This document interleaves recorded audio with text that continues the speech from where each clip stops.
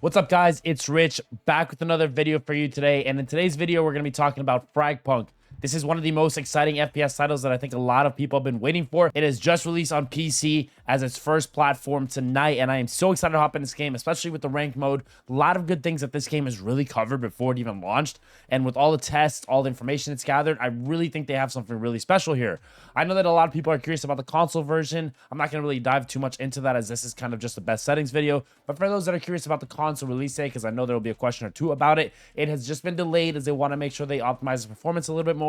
I can't imagine it'll be that much longer, because I know they want to get this free game into everybody's hands, because I think it's going to be one of the best FPS games on the market that people are going to want to play. All right, guys, with all that being said, let's get into it. I don't want to take too much of your time. I've gone through all the settings. I've done some testing, and then obviously you guys can go ahead and follow my settings, copy these. My PC specs are going to be a 4070 i7 13th gen, and then some 32 gigs of DDR5 RAM. Those are my specs. Obviously, do this for your system if you want to, if you feel like the performance is overall really good. I do feel like this game is really well optimized as far as PC goes, so far what I've played, and have the ability to obviously test it out. But these are my settings. These are the things that make my game look the way it does and makes it pop and makes it run as good as it does.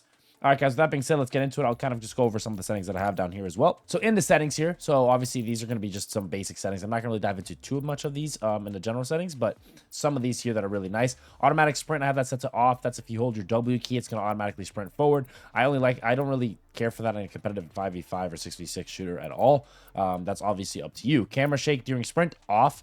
FOV sprint scaling on. What this does is when you're sprinting, it kind of increases your FOV a little bit, so you can see a little bit more. But I already have my FOV turned up as well, so that really doesn't affect it too much. Switch weapons on pickup, you have that on, so if your gun runs out of ammo, if you want to pick something up from the ground from an enemy or an ally who has died, you can pick that up right there. Flash eye guarding mode, I have that set to on, so instead of a bright white screen when you get flash, it turns to a dark gray screen. Especially good if you want to protect your eyes. Target guide, this is a really cool one. I think that a lot of people are going to like this one. When enabled, you can navigate to the target site by clicking its icon in the level with your mouse wheel. The shortest path from your current, obviously, position on the map will be generated. So obviously, if you don't really understand the maps, this is a really nice thing for new players, especially if you're trying to understand where to go and what to do. You click that middle mouse button on the map and it'll show you the quickest way to get there. Sometimes the quickest way isn't the best way, so obviously you can use that to your advantage. Paint road guide, kind of the same thing here. It shows a line from when you spawn in of where the bomb sites are going to be at. Interactable door highlights, can leave that on. Limit mouse area, obviously that's just for your mouse going off the screen during the gameplay. Default scope magnification, this is going to be a personal preference one, but what this does is it changes your magnification to whatever you want to default when you aim into a gun. I like it at low, and I like to zoom in from there. Most of the time, I'm not going to be even ADSing in this game, unless I'm using an op or a sniper. As far as it goes, I am going to be using the low magnification. Minimap, these are a couple things here that I use for my minimap settings. Keep player centered, I have that set to off. I don't really want it to rotate me around me, the map, essentially. I want it to be set a location so I know what's going on, and I don't really have to be constantly understanding where I am at on the map. I can look up in the top and I see exactly what the map looks like every single time. Minimap size, I left these at default. Obviously, I might tweak these a little bit here and there, but as of right now, I left those at default. Display location on minimap on, minimap orientation fixed. I know some people like it to have it rotate with, the direction you're facing, but again, this goes back to what I was saying, which is I want to know every time where I'm at on the map without having to understand, like every time I'm at a different location, it's going to look different than it did before. But if it's fixed, it's always going to look the same, and I'm going to understand the minimap and the way it looks up. These are some of the more interesting ones. Some of these have changed. Performance metrics, this is on. This just shows, obviously, my ping, my FPS that's going on. Enable button hints, off. I don't really need those. I personally played the game a little bit, so I understand what's going on. If you're a new player, that might be a little bit of a nice feature to have on. Hide bottom right loadouts, you have that on if you want to. Off if you want to display loadouts. It's completely up to you as well. Ping visibility, set that to 1. That's obviously the value of the ping. It's going to just be a little bit more transparent if it's higher or lower. Auto ping is on by default. This is really good to have on. What does is whenever you shoot an enemy, it automatically pings them for your friendlies as well to be able to see them. Colorblind mode off for me. Enemy colored yellow. It just pops easier for me. Display headwear on. You can turn that on and off if you want to see helmets. Now, this is one of the really cool ones I think a lot of games should implement. Hide non-competitive skin opponents from enemies. I have that set to on. What that does is going to show if they have a skin that's kind of giving them a pay-to-win advantage, if you will. What this does is now it shows up as a default skin, and it's going to be easier to see them. So what it does is it just kind of like limits how many other people can see that skin. And obviously, I don't mind seeing it on my allies, but I would rather have my enemies be as clear as I can see them. Scroll down here to crosshair. I can show you my crosshair here that I have on the right. And if you guys are curious, I can obviously link this down below in the description if you guys want my crosshair. But I am using a dot crosshair. For me, it just seems to be a little bit easier to see enemies without too much visual clutter. And these are my settings for it. If you want to copy them, you can obviously pause the video here.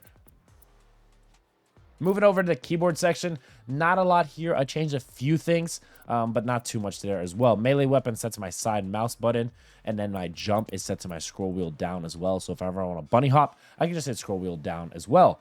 The next thing I want to change here is going to be my walk. I have that set to caps. So now I hold down caps lock instead of left alt if I want to slow walk and I don't want enemies to be able to hear me. So going over the sensitivity tab, I have my sensitivity set to 0.5 with my DPI on my mouse. I have it set to 1400. I know it's not a normal DPI sense, but I have skates on, and I feel like sometimes with my arm aiming, and my wrist aiming kind of combining into the two, sometimes I have these micro movements, and lowering that DPI into a place where it's not picking it up too much because of obviously my mouse is really smooth with those skates on and my mouse pad.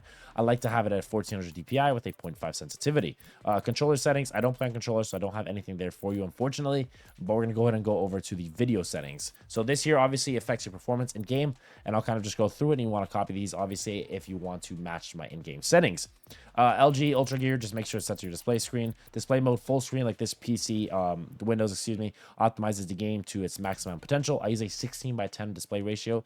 It kind of stretches it out a little bit. It might be placebo, it might be obviously beneficial to me, but it lets me see the target a little bit easier and a little bit easier to hit headshots with that 16:10 instead of 16:9. FOV, I have it to 110. I believe the default is 105. Filter, I have it set to highlight. Post-processing intensity, that's not able to be changed. Menu frame rate limit, doesn't matter. I have that set to 60. Gameplay frame limit, unlimited. Out of focus frame rate limit, unlimited. That doesn't affect it too much. Brightness in game, put that up to 1.35. I feel like the game is too dark on the default brightness, so I went ahead and raised that to 1.35. Seems a little bit clearer and easier to see what's going on, especially around a map. Sharpen, I didn't touch that, left it at default value of 1.5. Vertical sync off, anti-tearing. Now this, it says on the right here, if you're using DirectX 12 mode, the maximum frame rate will be limited to 3 times what your refresh rate is on your monitor, and there will be no additional input latency. However, I left it off. I don't really want to mess with anything that's going to be affecting potentially, even though that I'm using DirectX 12 input latency. Even though it says it doesn't, I don't really notice any screen tearing or anything like that. However, if you are having screen tearing, go ahead and turn this feature on. Obviously, graphics API, I'm using DirectX 12. It always gives me the best performance as far as other games, and this one is concerned. Minimalistic graphics, turn this on unless you may like your game kind of just looking super duper pretty. I do think games are really important that they look good, but when I'm trying to play a competitive shooter, that is not my priority. I want my game to run to the best of its ability, and this is the main differentiating factor. Material complexity, minimalist. Light complexity, minimalist. Scene saturation, minimalist. Effects complexity, minimalist. Dead effects, off. This obviously just adds extra visual clutter to your screen. Damage numbers on, that's personal preference. I like to have it on. It just lets me know how much I hit an enemy for. UI info simplification and UI animation reduction, both of these on. No reason I have to have all that visual clutter on the screen, and I'm really glad that they put a setting like this in game. This was really, really cool, and I'm a big fan of it. Graphic quality settings. So these are obviously custom made. I didn't really choose one of the two. I just kind of dived into it and changed things myself. Upsampling and anti-aliasing. I know NVIDIA DLSS 4 and NVIDIA DLSS as a whole gets a lot of flack for adding input latency from a lot of people in the community. So as far as I'm concerned, when I use NVIDIA DLSS and low latency mode with NVIDIA Reflex, I don't notice any input latency, and I notice a buff in performance. Now, obviously, that's up to your personal preference. If you don't feel comfortable using NVIDIA DLSS 4, then don't use it. I like setting it to balance or even performance as one of my 2 options. If you want the game to look a little bit clearer, then you can go ahead and use quality, but I think balance and performance gives you that nice buff of performance, and I don't really notice any input latency, but obviously that's up to my interpretation of it. Model preset, prioritize speed, frame gen off. No need for that. That does add input latency. Low latency mode, NVIDIA Reflex. DLSS 4 Reflex, you can have it set to on plus boost. I've never really had any reason to just put it to on plus boost. Mesh quality, have that set to high. This the reason I have this set to high is because it will automatically degrade to a lower precision model the further you are. Shadow quality low, post-processing quality low. That affects your performance a decent amount. Texture quality high. This affects the map quality, so being able to see the map clearer. Effect quality low, screen space reflection off, weapon depth of field off, weapon dynamic blur and scene dynamic blur both off. I don't really like any blur, as that's just going to be adding more visual clutter to my screen. Ray tracing, this is going to impact performance a huge amount. Now, if you want to show off the game's visual fidelity, go ahead and turn that on and then show that off, but turn that back off afterward. SSGI off, UI resolution mid, animation physical on. So that's going to be everything for my video settings, audio settings. That's what I have here. Obviously, this is going to be just personal preference. Everybody has a different headset. It's going to sound different to everybody, but I personally have this set to whatever it is here. I also have obviously my mixer and my amp that I can obviously tweak things outside of the game themselves, but I know a lot of people are going to be curious about some audio settings.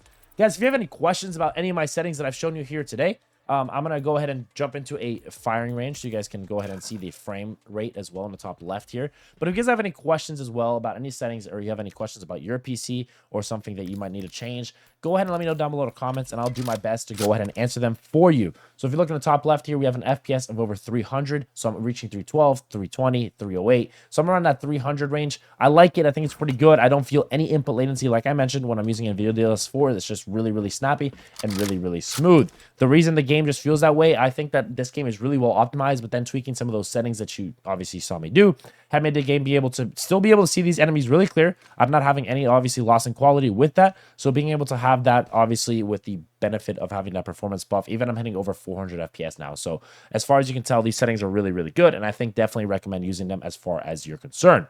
Guys, again, if you have any questions, comments, let me know down below in the comment section. If you guys enjoyed this video and you guys want to see more FragPunk content on the channel, make sure you guys click that sub button, guys. Also, a like on this video would be superb because this will push it out to the YouTube algorithm, and I appreciate you guys for watching. Hopefully, these video settings helped you out. I'll catch you guys later. Peace and love. Bye.